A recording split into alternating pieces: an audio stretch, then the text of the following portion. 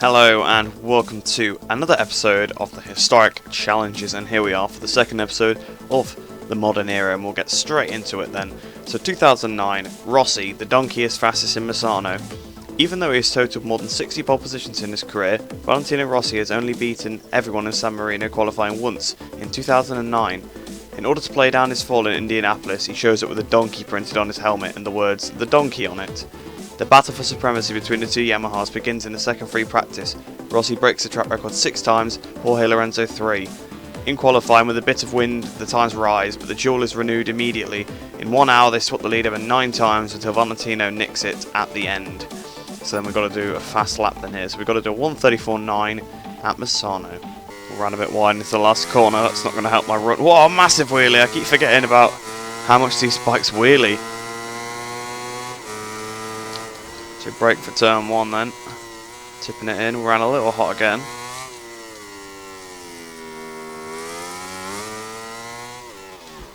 Okay. Have to redo that one.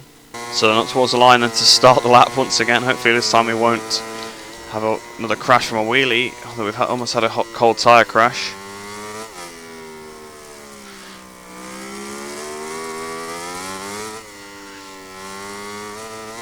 Through the Variante Parco.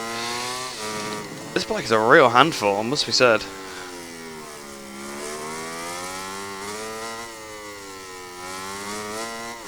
Another wheelie into turn 6. First gear is lethal on this thing.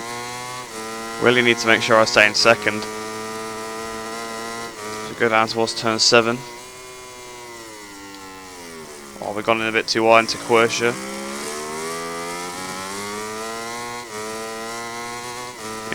Up towards the double right. It's obviously quite a scary complex this can be. Easy to lose the front.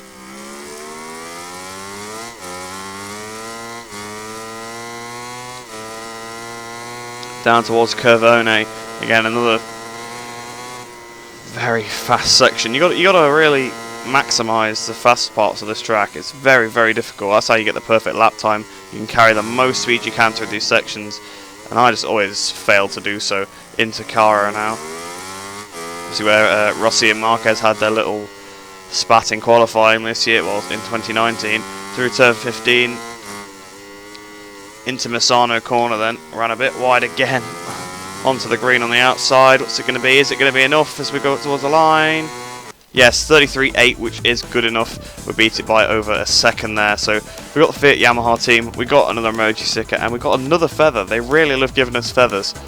So we'll head back to the Historic Challenges menu, and we'll go on to the next challenge of the episode. So here we are then, back in the menu, looking at the second challenge of the episode. So 2009 once again. Lorenzo beats Valentino at Motogp. Motogp switches to a single tyre supplier in 2009. Casey Stoner wins the inaugural GP of Qatar ahead of the Yamahas Valentino Rossi and Jorge Lorenzo. 2 weeks later in Motogp, rain prevents qualifying. In the race, Rossi starts with a bang, while Lorenzo is third behind Dani Pedrosa.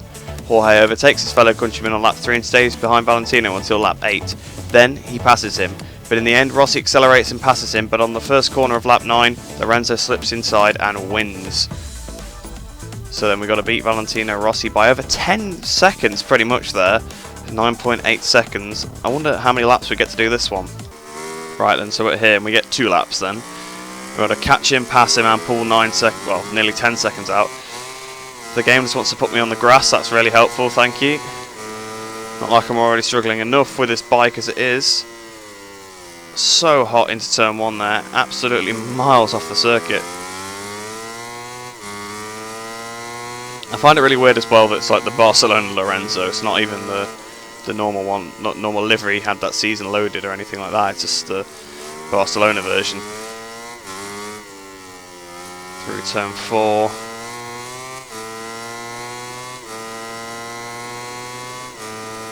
Go down towards 150 metre board. Turn 5, ran a bit wide, but we have sort of caught up to Rossi a bit. So we really have to pull 10 seconds out in there because we've took about half a lap to catch 4 around the outside. We've just done him there, that was very close. So we've now taken the lead here in Japan.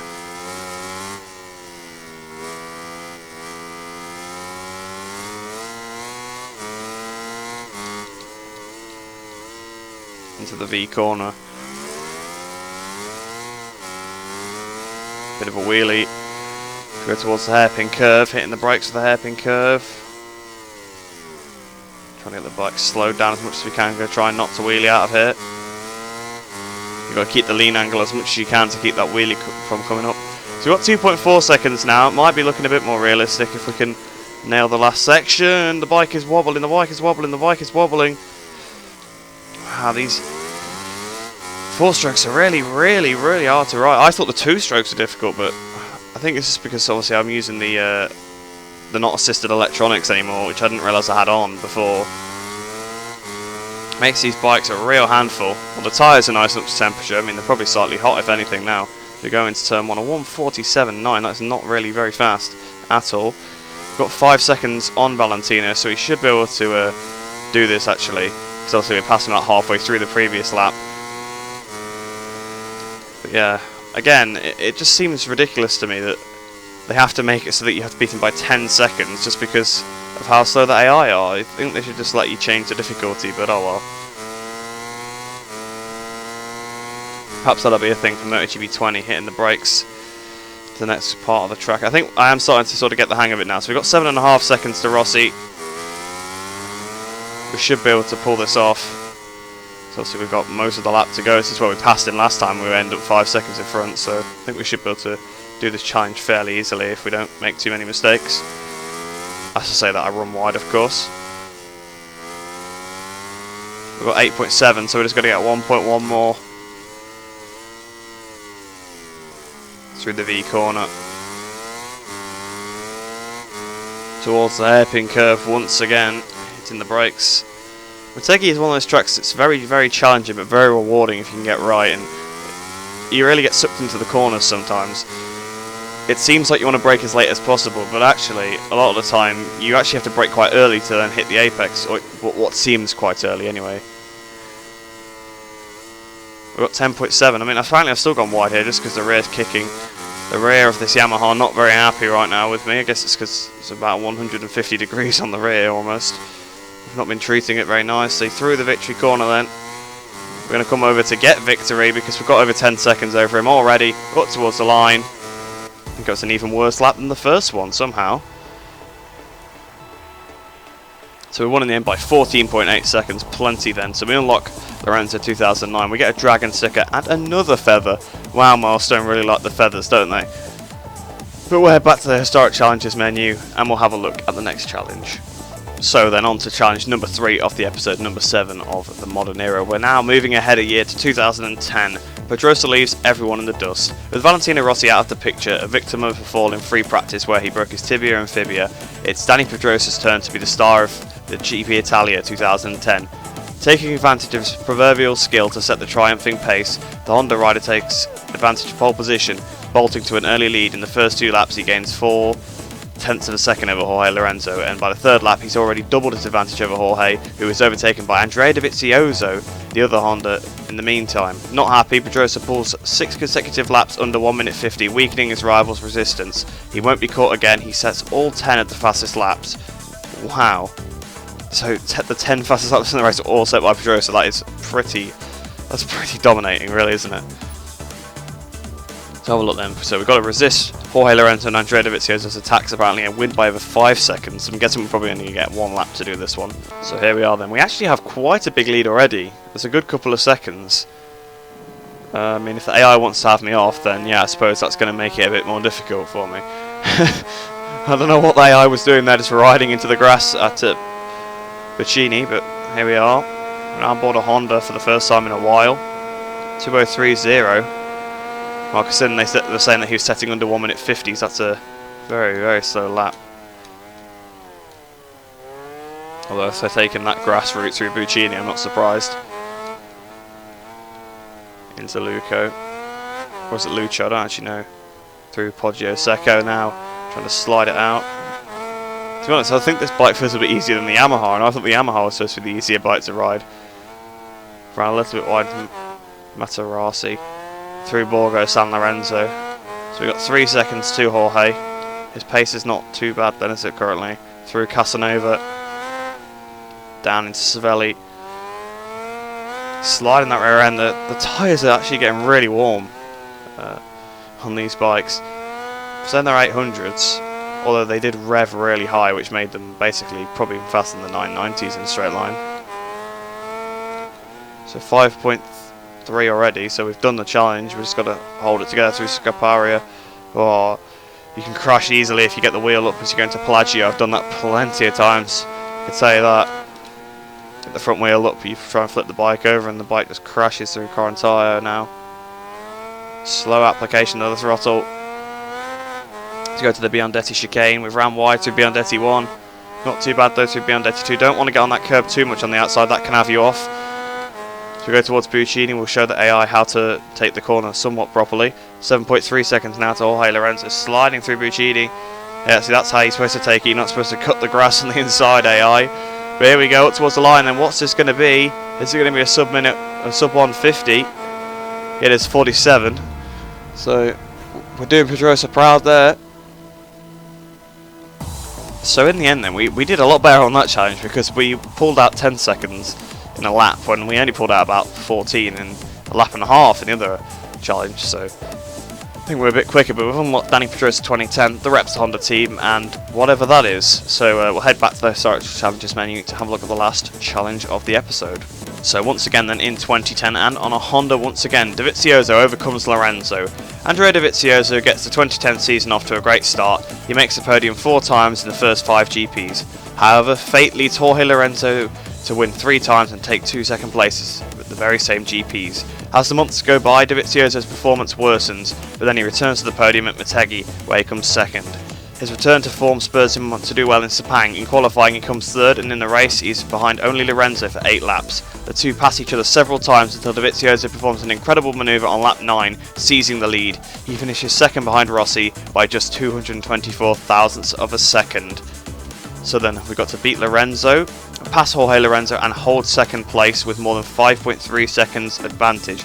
So I guess it's going to be a bit like the Vermeulen one where we had to beat, was it Nicky? I think we had to beat Nicky and then you could, oh, was it Pedrosa? Actually it was Pedrosa, wasn't it? I think, yeah. We had to beat Pedrosa and then, you know, it was just, oh, you can finish second, but then you caught up to the leader anyway. So we'll have a look then, we'll start the race and see if we can catch up to Valentino.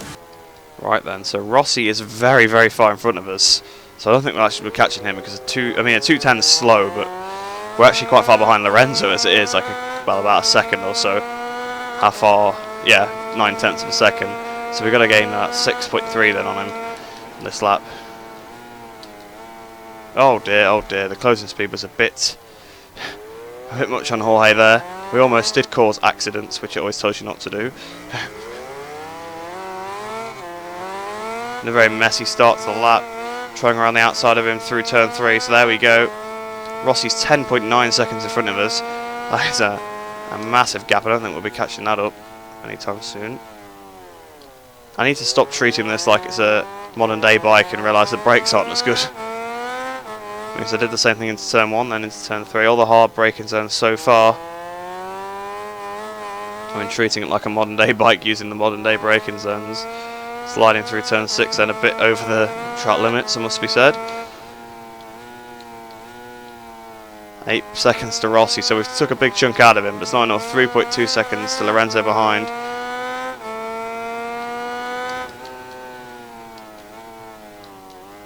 Wow, I broke really early for the hairpin, I still ran wide, okay. Not too badly wide, but we still ran a bit wide. Hopefully we'll have enough gap over Lorenzo to secure the challenge.